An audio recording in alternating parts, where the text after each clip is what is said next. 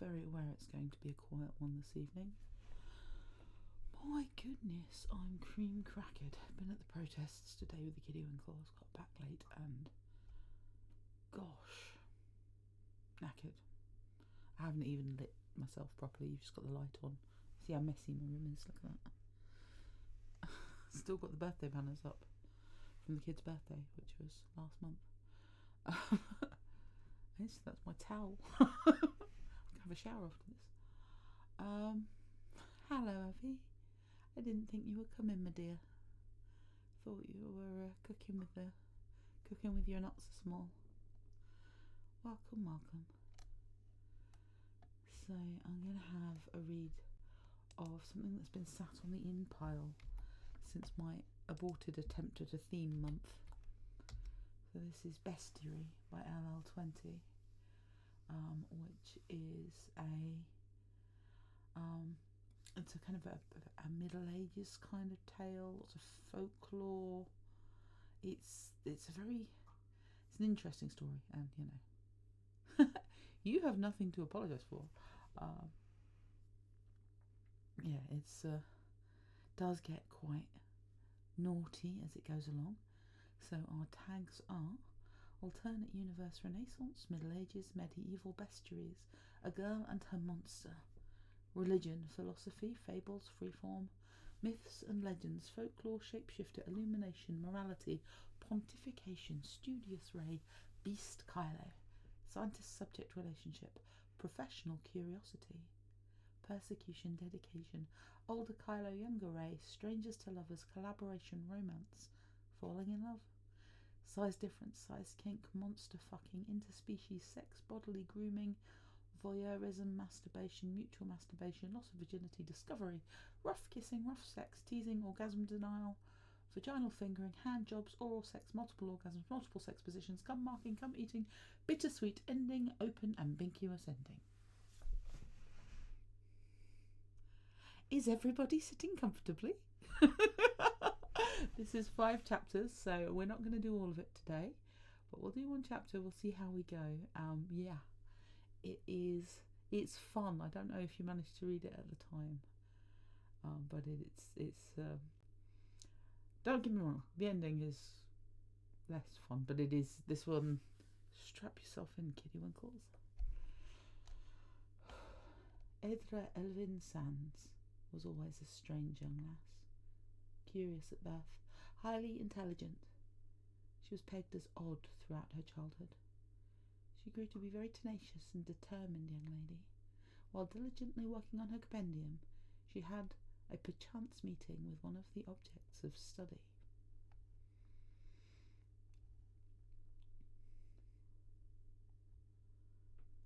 Edra was always studious by nature. She spent every waking moment throughout most of her youth nose deep in her books. Ever the child to be on her own and quite content to amuse herself, she sought knowledge more than the company of others. Despite all her parents' protestations and their continued heaping encouragement on her to indulge in activities best suited to a young lady of her station, she insisted on furthering her studies. Never wanting to pursue law, theology, nor medicine, Ray, however, excelled in history, philosophy, and art.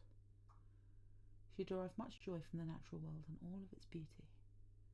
Much to her parents' chagrin, Ray had very little interest in any other fields of study, nor activities, nor pastimes.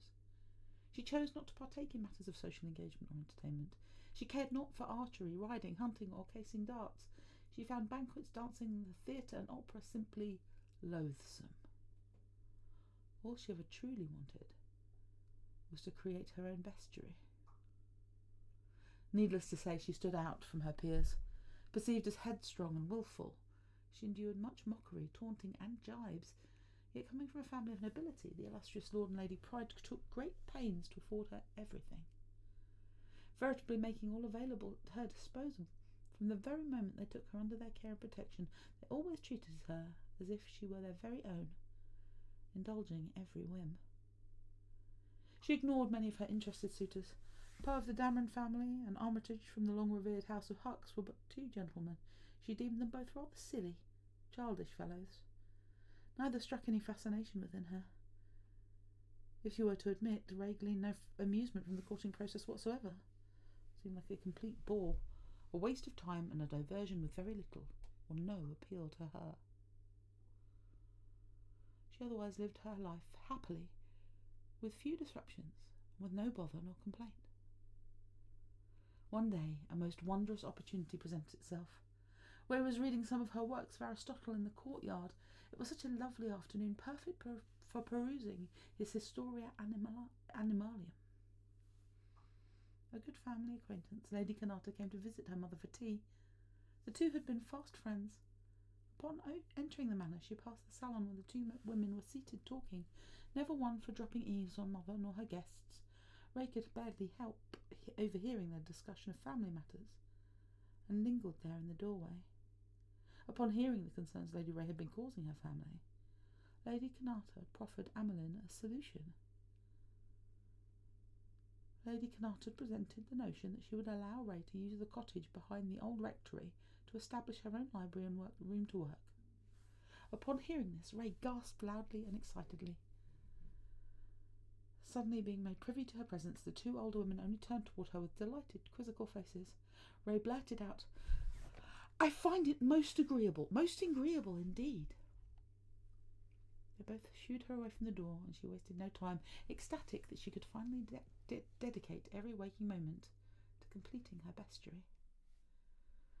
Ray hurriedly packed a wagon with whatever items she deemed necessary before sundown, and promptly left. Both Lord and Lady Pride enlisted the help of the servants, Rose and Finn, to assist her. Although she refused her enormous four-poster bed, her father insisted, and had it sent over much later that evening, canopy, woven curtains, tassels and all. She quickly settled into the small cottage. It had been uninhabited for some time and fallen to disrepair, but it was very quaint. Ray took up tidying the room, making it livable. She swept for hours, dusted and shook out rugs. Raven set about decorating with drapery, a few tapestries, her most cherished favourite paintings, plants and flowers. She made it her home. Lady Kanata had granted her access to the rectory, cloisters, the larders, pantries, even the root cellar. Ray was most grateful. Ray highly respected Lady Kanata, eager to make her proud and not rue her decision to support all her efforts. She vowed to do her best. What a curious life Lady Kanata had led, although well spent. Once a nun early in her youth, she was a huge devotee to the church. However, she stepped away from the path in all its teachings. Several post-conquest nunneries were left abandoned. Maz, the Lady Kanata, became quite disillusioned when she left the fold. After some time, she had inherited a small wealth, and with the aid of Ray's parents and others, she seized and took control of the monastery property, which had remained burned and vacant, long forgotten. At first, Maz studied the craft of pharmacy and alchemy.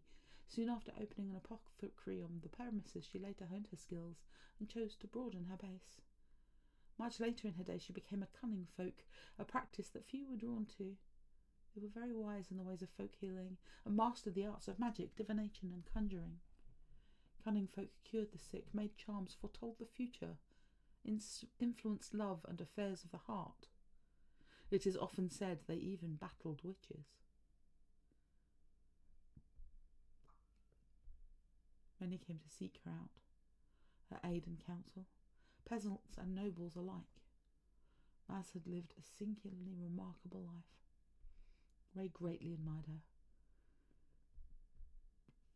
She dreamed of carving out and treading a different journey of her own, and now with Maz's guidance and support, Ray settled in and began her life's work. It is pretty writing, Avi. There's something fantastical about it. It has a lightness, kind of a fairy tale quality, which twists as it goes on. I hope you enjoy it as much as I do, because it's cleverly written.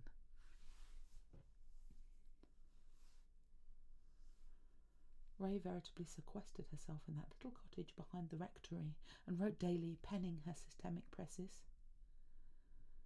Ray modelled her work after that of the Aberdeen and that of the famed Peter van der Bosch's piece. His psychologist was well renowned and highly respected. She compiled several notes for a collection of manuals of her conspectus. She hoped her work would one day rival his. Ray's love for Beastiary started at an early age. Her mother had always faulted her father, Lord Pride, for gifting Ray with one volume at the young age of nearly 7. The descriptive and anecdotal treatises of various real and mythological kinds of animals gripped her from the very beginning. Immersing herself in the symbolic language of exotic creatures intrigued Ray. She sought illuminations through the morality tales, fables and folklore, stories so richly embellished and filled with religious significance, often captivated her for hours on end. Often she would literally devour page upon page and then without pause hasten to the next. From Herodotus to St. Ambrose, she pored over the volumes at a time, wholly consuming them. She also drew constantly, stretching canvases by hand and setting her brushes to paint. Her illustrations were her pride and joy. She indulged her imagination while creating beautiful mythological beasts and embellishing them in lush surroundings. The richly hued colours, pigments, tinctures and washes of bright tones brought life to her images and well pleased her.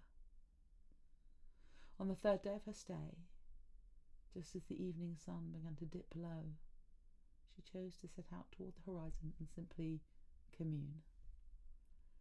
She leisurely walked the twisting path leading to the edge of the forest and peered out onto the meadow.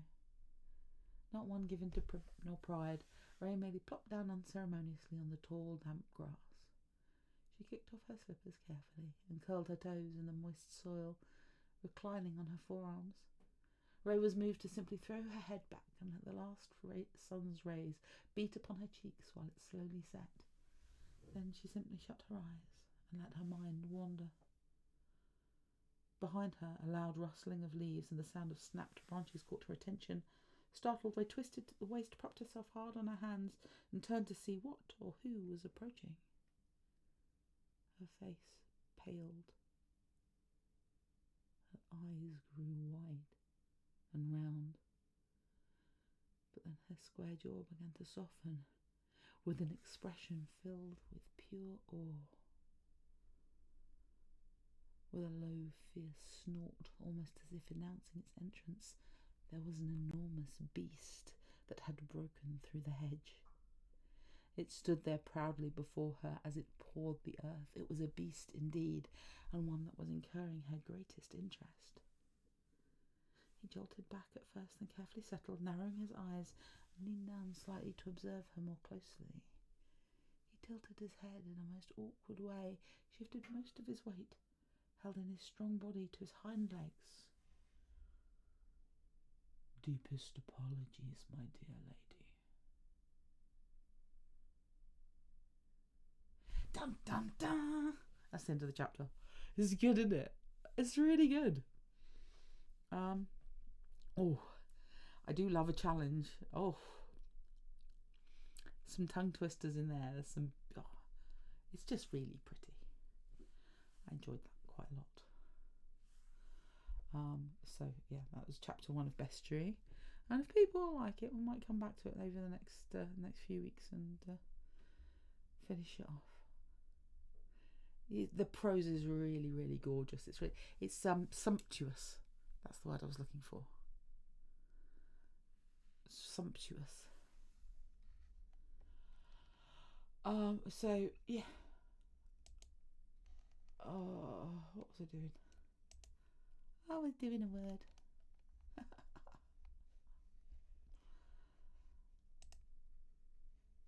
So I said I'd do chapter 2 of Omega Laundry Service for those who are reading along at home, or reading it for the Facebook group, which I know that you're not, Avi, and you're the only one here. But yeah, that's what we're going to have now. We're going to have chapter 2 of this, and then we're going to go and have chapter 4 of Shape. It is chapter 4, isn't it? And this might be one of my favourite opening lines of a chapter that I've ever written. It's not my favourite line I've ever written, because that was not an Aurelo. But it is my favourite opening line. So Omega's the laundry service. In our first chapter, we saw Ben spotted an Omega who appeared to be nesting in disposable nesting materials, and he got the paperwork out for the laundry, and spotted a blanket he wanted to gift her. There was quite a lot of information about the laundry service in the first chapter, although not as much world building, because I thought it was more kind of self-explanatory, but perhaps not. But yeah, and we do get kind of the setup for the laundry service, which is basically Luke Skywalker and Leia. They run a service that launders all the blankets and stuff that Omega's nesting. Because you wouldn't want to wash that in your own washer, would you? Thank you, Abby. I'm glad you think it's a good read. I know Omegaverse is not normally your cup of tea, but I'm hoping this has avoided most of the consent issues that stress you out. I like the world, but I do also have a problem with consent-based flummeries. Okay, so this is the line to tell me what you think. Of course, one didn't jump directly from a polite wave in the hallway and occasionally carrying up heavy groceries to a statement of intent like a $2,000 cashmere nesting blanket. And so he began. First he bought her food. It started the day he got the blanket back from the laundry. Most Emmys couldn't smell much from the laundry, but to him it smelled like home, and he wanted it to smell like home for her too. So he made Nana Brea's pierogies and Nana Padme's amaretti, carefully layering the scents into the blanket. She smiled so widely, looking up and down the hall to see if she was being observed, before sniffing the napkin over the basket. He watched through his ring doorbell as she looked up at his door, smiling as she gathered the basket to her chest. Gift accepted.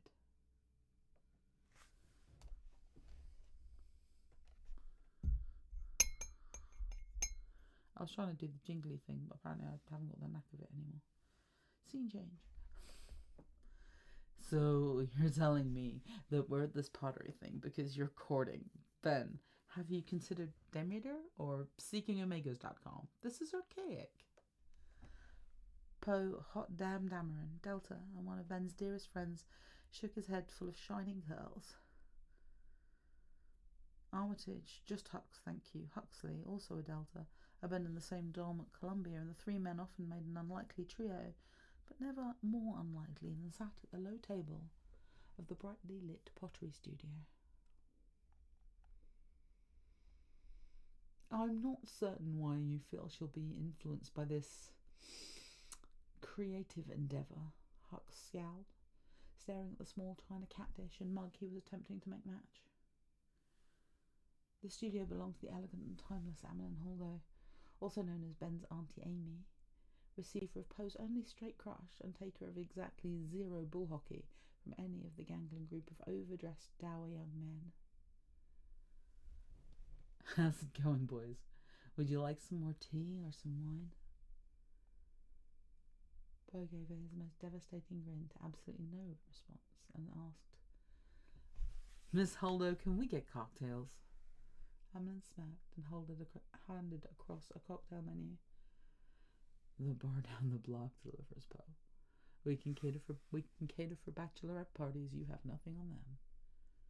She ruffled his hair and went on to another table. Poe's soap dispenser was adorned with what appeared to be flailing balloon men you saw outside used car shops, except on closer inspection they were clearly anthropologic condoms, the lettering reading, "Pump me harder." Poe held it up proudly to show them. It's for lube. We get that, Posef. Thanks, though. Ben smiled at his irreverent friend. I just want to show her, prove to her that alphas can be gentle when we want to. Ben went back to finishing the tiny pots. He layered a sheet over the blanket to protect it as he carefully potted succulents into the tiny hand-painted pots. Let the bright green smells of the plants and the sweet dark notes from the potting compost mingle with the cooking smells and his own scent. The tray had a letter in his own sweeping calligraphy. Ray, Would you please consider joining me for dinner tomorrow evening? Yours respectfully, Ben Solo, 3B.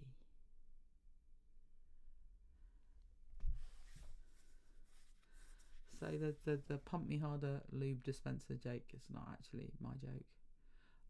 It was my friend's joke. It's my godson's mum's joke actually. She made it for a partner, and I stole her joke. Their joke.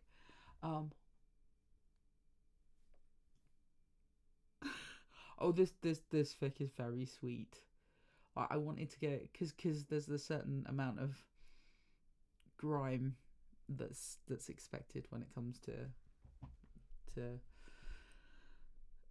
Omegaverse. I wanted to write something that was, I mean, fluff and rom-com is kind of my genre anyway, but I wanted to write something that was quite wholesome. Because the whole point of Not In My Name was just a massive fuck you to AI. But also because, yeah, I like the idea of subverting the genre, and because it means that when these things get pushed into AI, it becomes more relevant on different levels. So it's more likely to spit out Omegaverse content if the Omegaverse content is relevant. And so the more, that's why I wrote all those adverts and all that ad copy, because if it goes into the system, rubbish in, rubbish out, goes into the system, and that it's ad brain, or it's romance brain, or if it pulls for wholesome and it gets nibbly courtship, then it's more likely to break it. Anyway, that was the whole of chapter 2, which is why I was like, definitely got time to squeeze in chapter 2, diddy little chapter. So on to the main event. It is chapter 4 we're on, isn't it?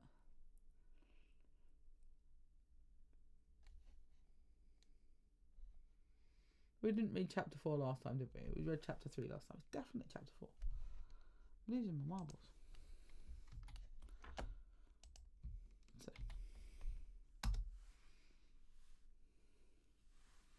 I shouldn't be allowed out on my own. You okay reading me reading this when your kid might be able to hear? Excuse me. I'm not used to my face without my glasses now. Sorry, like I had no eyes. It's really odd. So on Shape we had Ray, who is in this college because she caught her headmistress doing cheeky things. We have Ben, who is in need of a caretaker because he was in an accident and he lost his sight. He's lost one eye and he has damage to his other eye, which means that he can just make out light and shapes. Due to a bit of impoverishment and a bit of, I think, need to feel part of art, and mostly due to Poe Dameron's bullying, Ben goes and models for the class. Ray's kind of into him. By into him, she's like basing all her work on him. But she's rooming with Finn and Rose, who are getting jiggy with it. And so she's looking for somewhere else to stay. Finn is Ben's caretaker, so he recommends Ray for the live-in position. So Ray is now in the house, in love with the library and most of the way in love with her boss already. So it's always been interesting when Ray falls first. And beg pardon. That's where we are. It was quiet in the house, finally. Ray sat at her little desk, laptop open, going over her notes. It took a lot of effort to get into it. Her mind kept drifting to the ethics of her situation. She'd basically moved in with one of her teachers, one she found attractive, who needed someone to take care of him. There was no putting the toothpaste back in the tube. Mr. Solo, being blind, couldn't say she wasn't one of his students when she moved in, or they'd been tricked. He had, really, by her. Or had a lot of coincidences happen to put them in the same house. She managed to wrench her thoughts back to her work. By the time 10 p.m. struck, she heard the living room clock. She was satisfied and went to the bathroom to get ready for bed. She was brushing her teeth when she heard, almost felt. He was so big. Him come down the hall. She turned the water on to announce her presence. He stopped outside the door. Then he went into his own room. Ray came out, went into her room and locked the door. The key turned with a loud clack. Her cheeks flushed. That sounded rude. Then again, it was only normal she should lock her door to the strange man who owned the house she roomed in. As she got into bed, she heard him go into the bathroom. The ventilator came on and she imagined him taking a dump, wiping his ass. Then she heard him brushing his teeth.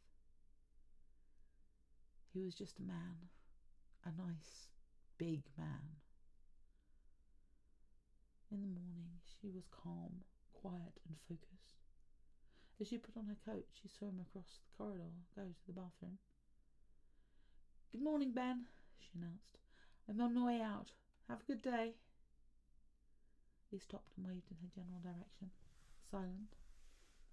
Then he entered the bathroom and she left the house. "I should make double the coffee," she thought as she made the short walk to school. The weather was cold this morning. Even cold. The snow cover was here to stay, she'd been told, although it might still rain before Christmas, turning everything to a hard, slippery mess. Spring was the worst. She'd see. She needed cleats.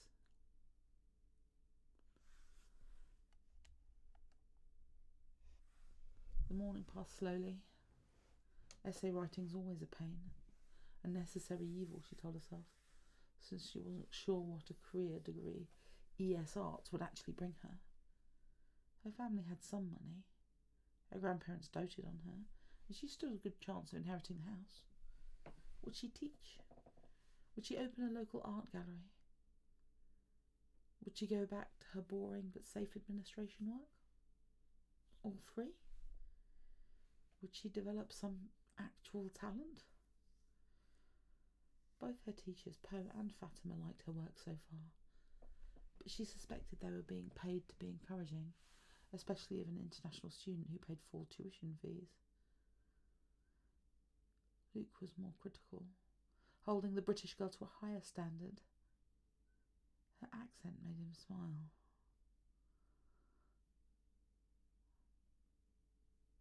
"Chelsea?" he had asked, and she'd nodded.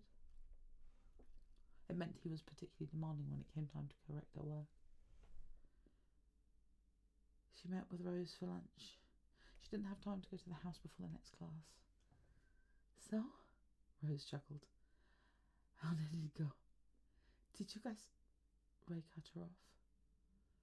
"I'd appreciate if you kept my situation quiet." Rose frowned, miffed by the sudden reversal, and her face lightened. "Of course. I'm sorry. I didn't think." "It's all right. I didn't think ahead either. Anyway, he's very nice." "I suppose he has to be." Rose pursed her lips. "He needs you more than you need him." "I only hope things go smoothly." To change the subject, I asked, "New roommate soon?" Only next semester. We have the house to ourselves." "I bet you guys are... Oh, we would never." But Rose laughed a bit too loudly, and Ray joined her. More students sat with them, and the conversation shifted to the holidays. They would lunch together a few more times before the winter break. Then many students would leave to go home between semesters, some just in the big city nearby, some halfway around the world. Ray would stay put. Thank you. I worked really hard on that. Did you get the Singapore lilt? Really appreciate that. Thank you. To get it to sound like something other than a parody was hard work, so I appreciate that. Thank you.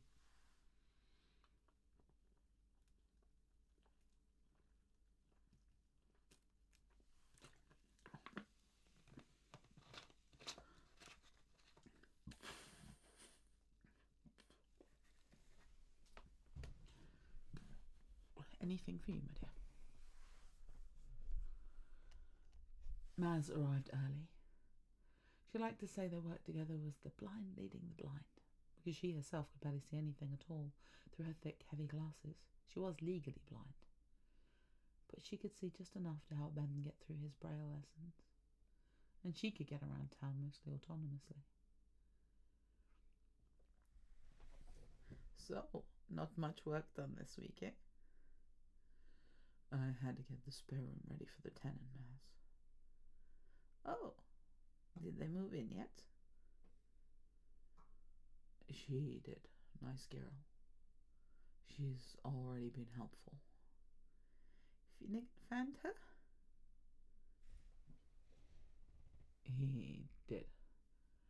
That freed up a bit of my budget. For you.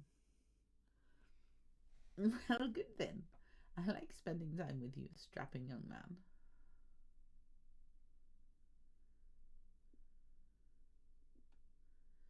Ben chuckled. Thanks. Not that young anymore. I mean, thanks.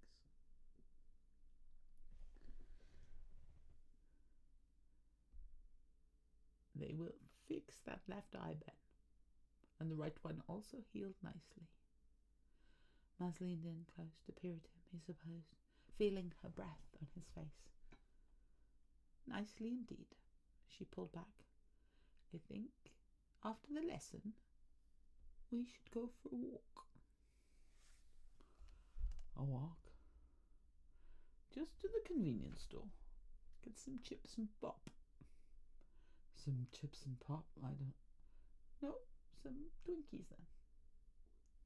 When he shook his head, she added, You're missing the point, Ben. He thought about that and then he understood. I need to get out. You need to get out here. Fill the braille for $5 and $10 bills. He took the paper money, found the symbols. She had him count coins too. Cash was becoming rare these days, but it was still an acceptable way to buy things. And collect rent, she told him. You'll have to relearn arithmetics, of course. Great, Maz. I love math. But she was right. The tech with the phone apps was very much improved, but it couldn't do everything. It was always at risk of some tech failure, or a change of terms of service. That's why he had to learn manual braille. And he spent the rest of the hour role-playing cashier and customer in the kitchen. Then she announced it was time to go get those chips and pop, before a bigger snowfall made the short trek to the convenience store even more challenging. And so, before lunch rush, they put on their coats and extended their canes, the blind leading the blind, to get some snacks at the closest depanner. Hirami was overjoyed to see him come in. Mr. Solo, he exclaimed. You made it. Ma'am, he acknowledged Maz coming in with him. This is Maz, my teacher, Ben announced. She says I need some snacks and milk and bread too. I'll get that for you, but Maz intervened. Let him find it. He should know this store like the back of his hand. Of course, ma'am. To Ben he said, I'll be available if you need me, Mr. Solo. All right, Ben, Maz said in her calm voice. I'll be here, waiting for my chips. What kind? Find them first. So Ben lowered his head, trying to remember the layout of the little store. He knew the snack bar was to the left of the entrance with the slushy machines, and the pre-packaged sandwiches and the coffee bar further in. In the corner, the hot dog grill was before him. Along the far wall, a recess for the staff room, then the entrance to the beer and pop cooler. That went all the way along to the right wall too, and in front of that, 3 rows of staples. Ramen, mac and cheese, ketchup, toilet paper, etc. The next 2 rows were junk food alleys, sweets and salty. He started walking around, carefully making his way to where he remembered the cheap bread and good milk was. "I found the bread," he announced. He remembered the order the kinds were sorted into, hoped for his favourite one, and he opened the fridge and found the milk, but he didn't know which milk he had found. Suddenly he felt very tired. "How do I?" "There are a couple of ways you can do this," he heard Maz just beside him. She called out, "Which is this, please?" Jeremy was glad to help. "That's 1%, the blue milk," he answered. Ben put it back, picked up another one, 3 cartons to the right. "And this?" "Homogenized, that's what you usually get." "I know you abbreviated it, but I'm not saying that."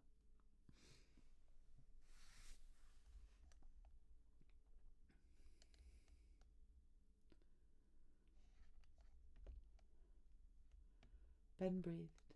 He put the milk in his bag with the bread, careful not to crush it. "And the other way?" "The government is trying to impose braille tagging on most foods, and some big chain stores tag their shelves, just adding the braille to the already displayed information. But on your phone is a barcode scanner. Your main search engine can also do the work, identifying objects you scan with it, although with fewer information. Just put your earpiece in to be discreet." So he did. First he let his phone confirm the bread variety he'd picked up. Then he got chips and pop. He let Maz demonstrate the barcode scanner on her own phone. Installation was a bit of a convoluted process. They'd do so from the house. Now he went to the cashier and picked up a chocolate bar from the ones he knew were right there beside the cheese curds. He paid for the groceries in cash that Maz had brought. He wanted to just trust Jeremy, but counted back the change before handing it to Maz. "I'll pay you back," he told her.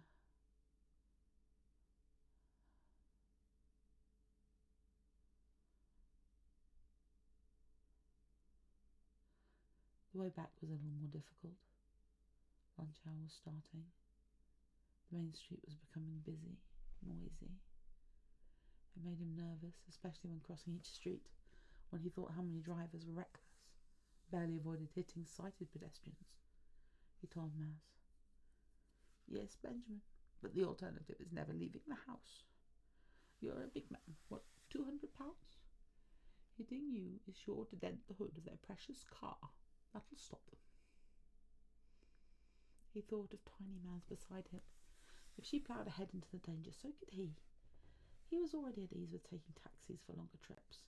He could walk 4 blocks to get pop and chips. By the time they made it back to the house, he was exhausted. He put away the food stuff and they shared their hard-earned snacks and chatted while the app loaded. The front door creaked open. Keys jiggled and his tenant came in.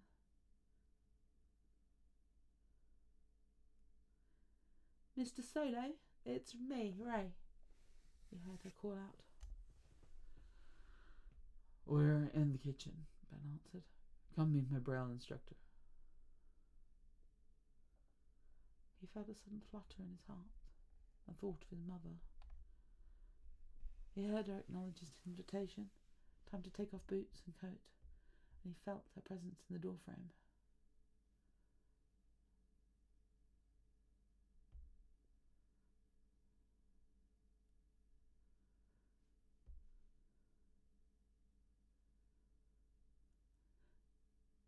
"This is Maz. Maz, this young woman is Ray."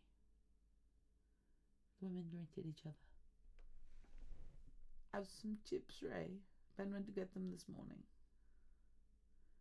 It was a second before Ray processed what was meant, and then she exclaimed, "He did? Oh, was that an adventure?" It was a funny word to use. Ray didn't know all that it implied, and probably hoped the trek had been fun. "I guess you could say it was an adventure, yeah," he chuckled. Maz laughed, and Ray joined, her soft laugh tinged with some relief. The wizened little woman sitting with Ben at the kitchen table had thick glasses, and Ray suspected she couldn't see much herself. Still, both of them, teacher and apprentice, were smiling with pride.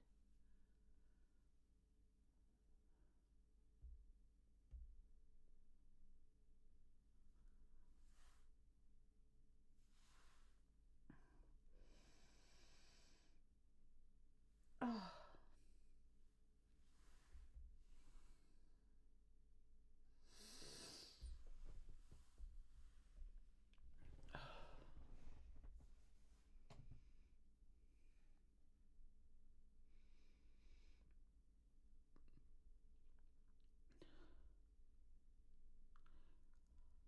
Oh.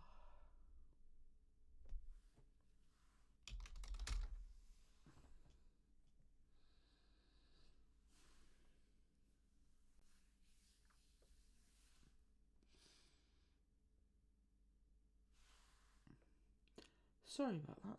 I'm with you, honestly. Oh.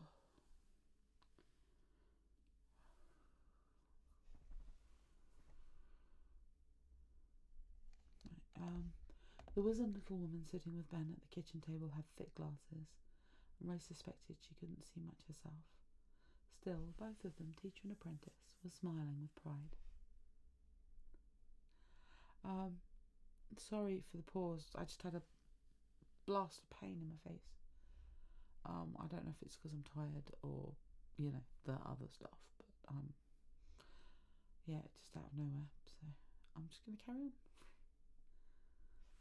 Braille, Ben had said. Ray thought of the coded tactile alphabet.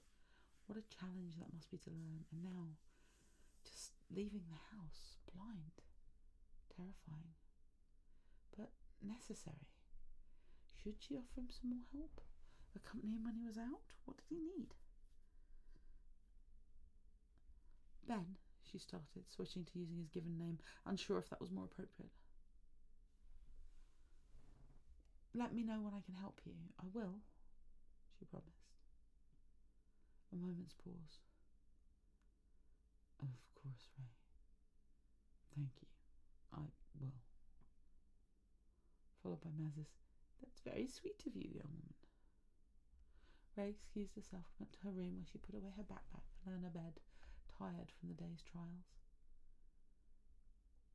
In her mind she could see faces upturned to hers, listening. Maz had been studying her, gauging her through other senses, her voice most probably, but also her posture. It was uncertain how much of Ray she could see. A pale shape again, the deeper shadow of the corridor. The woman had a round face, riddled with wrinkles that crinkled with joy when she laughed. Her hair was wrapped in a colourful silk scarf. A tiny woman who still sat mostly straight. Ben's strong features had been highlighted in the lowering sunlight coming through the kitchen window. He chased the light, she realised, sitting where Ray would squint uncomfortably, his place at the table.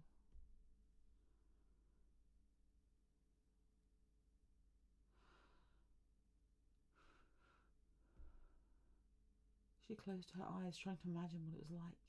The dying sunlight was passing through her own window. Imagine if that was the only thing I could see, she wondered. It was a terrible feeling.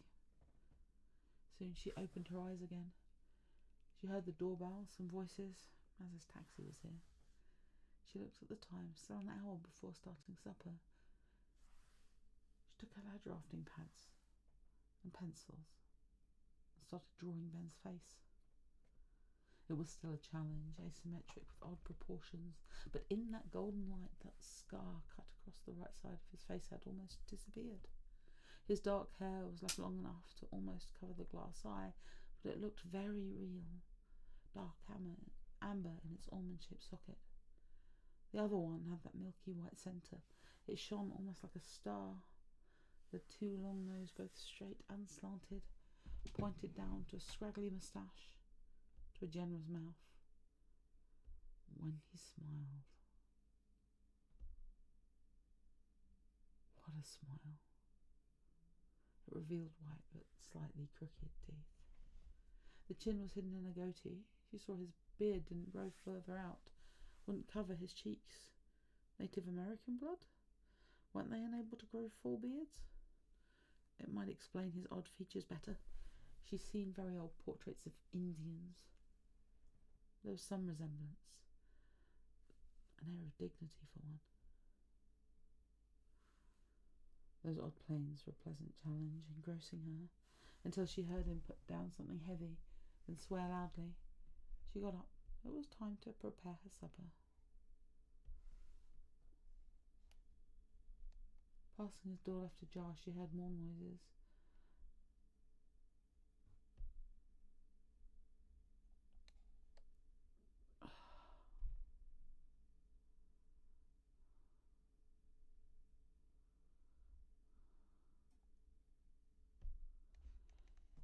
Couldn't resist peeking. In the far corner she saw a gym set up. He was shuffling things around. Weights. Their rack and the long metal bars he used to hold them. The bench barely had space around it. The setup looked impractical, maybe even dangerous. Finally he turned around and Ray darted out and entered the kitchen. She made noise, more than she normally would, and it alleviated an awkward feeling of playing cat and mouse. When he appeared in the doorway, she greeted him again. "Oh," he said, "I'll wait." Then he went to the front of the house. Ray made her supper, then decided she liked eating at the table with someone. She put her plate down and went to the living room. When she saw him sitting in the reading chair in the dark, with what looked like a blank notebook in his lap, she shuffled her feet before saying, "My supper's ready. Would you like to eat with me?" His face lifted, looked to her left. She cleared her throat, and this time he better aligned with her face. "Oh, sure." She realised she'd broken his concentration and chided herself for it. "What were you reading?" "The Little Prince. It's easy enough. I know it by heart." Then he smiled. "They even embossed the pictures." "They did?" He tipped the notebook towards her, and she moved closer to see it. There on the white page, dimly lit from what light reached here from the kitchen, was an outline of a floppy hat. Only it wasn't a hat. "Let me," she hesitated, and he lifted the book to her to take it. She felt it with her fingertips. Yes, the elephant swallowed by a boa constrictor. Children were funny like that.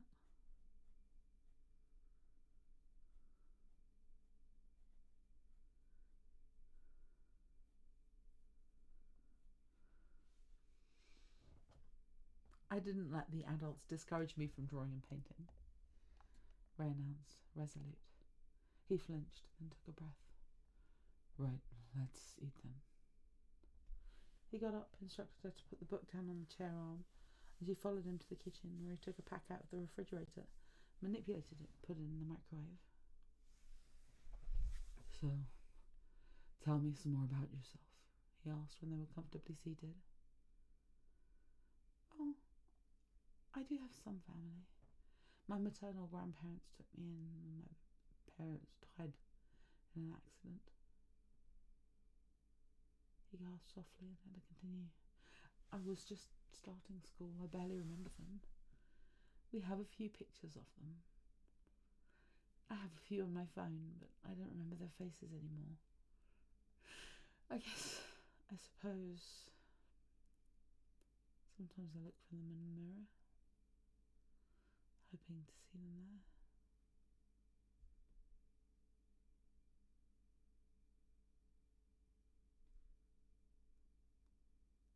Ben sighed. Sorry, she blatted. It was an insensitive thing of me to say. No, it's alright. It's normal, Ray. Most of us eventually lose our parents and forget what they look like after a few years, and you were young. Your turn, Benjamin. Well, my own father passed away 5 years ago, so I do understand. He smirked. My mother lives in the big city. She'll visit for Christmas, by the way. I came into this town for a basketball scholarship, he continued. But then I got interested in the arts, and I guess the arts took over my life.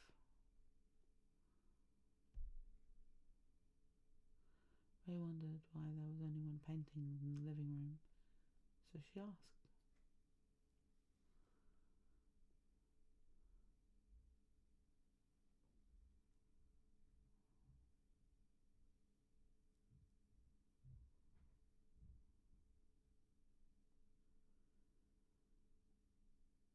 Oh, that's the only painting me and my ex really likes. One of her, of course, when we roomed together from an older boarding house in town. He smiled, remembering, and his face fell. It's very nice, Ray commented. Beautiful composition and light. No wonder she liked it. She liked it because it was of her ass, he added, some bitterness still there. How long have you been separated? It'll be 2 years this Christmas. How about you? He's dead because... Fireworks. There's fireworks going off right now. Of course there is.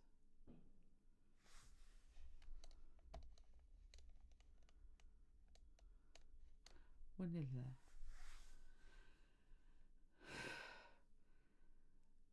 It'll be 2 years this Christmas. How about you? He steered the conversation back to her and she let him. Are you going home for Christmas? No, not until summer. I have some means, but I want to get to know this place better. I should leave for the summer break. They were finished eating their suppers. Ray got up, gathered the dishes for washing, and he let her. He had done the morning ones, just like he wanted.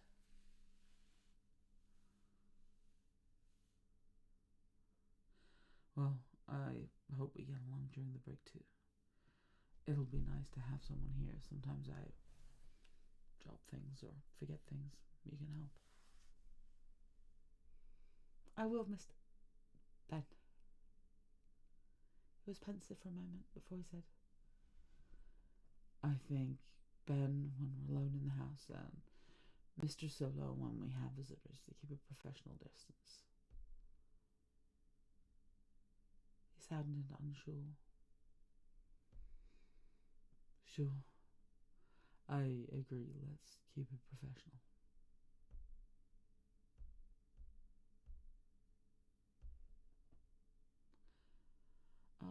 Yeah, so that was the end of chapter 4. I look forward to reading chapter 5 on Wednesday. And I'll have an update on hopefully have an update on the pre-op stuff by then. I had to get up at 6 to get everybody over to Manchester, and it's been a long day. And I got to use my talents, and I will be on the radio. So not the Wednesday coming, the Wednesday after, which I will not be streaming that night because that will be immediately post-op. You can tune into a local Manchester radio station to listen to me talking about home education. Just in case you miss me. Although you have got me to read up on how to post a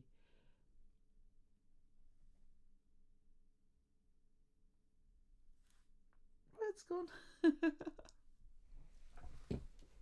thing. But I might sneakily record something for you anyway. We'll see how it goes. See how it goes for time wise. I've got some bits to record because I'm going to record some. Some bits for the kids, so I might see if I can record some little bits of video for. You can't hear the things, the words. Reruns. It's going to try and set up some reruns.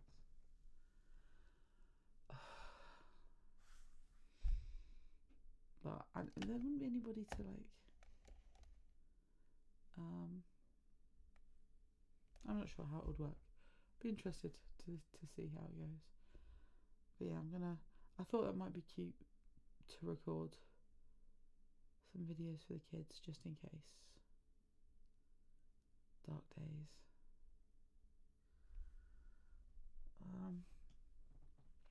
Yeah, thank you for your forbearance as I flagged and half dozed off. There, so. Oh my goodness, I do look like absolute shash, don't I? Like, why do I look so terrible? Oh yeah, I didn't put my lighting on. The internet tells me the Americans have to spring forward their clocks tomorrow, so I will double check.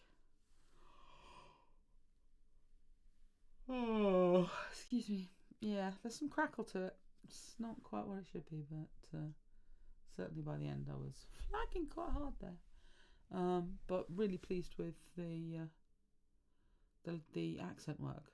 That's coming on, isn't it? Right. Thank you. Much love. I will be back on touch wood on Wednesday. I should do Wednesday, Saturday, and then I won't be doing the following Wednesday because I'll be post-operative and bleh. And then we'll go from. I'll update on Blue Sky. So, peace.